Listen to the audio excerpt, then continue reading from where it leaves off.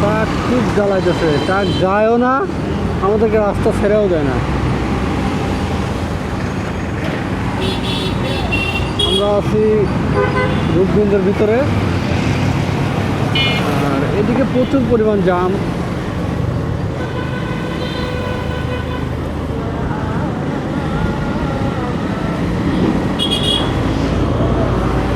এত পরিমাণ রাস্তায় বাইক, প্রচুর পরিমাণ পুলিশ।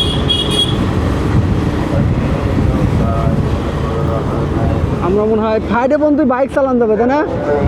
শুক্রবার থেকে, শনিবার থেকে মনে হয় নিষিদ্ধ। না না, মঙ্গলবার থেকে মনে হয় নিষিদ্ধ।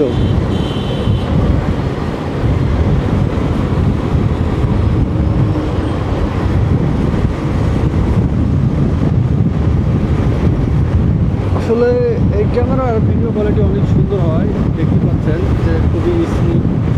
আমরা যাচ্ছি রূপগঞ্জের ভিতর দিয়ে, অর্থাৎ নারায়ণগঞ্জ থেকে যাবো নরসিংদী।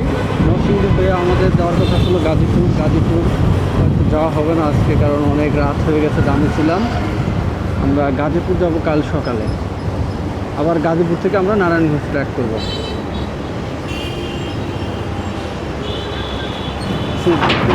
যাওয়া হয়নি।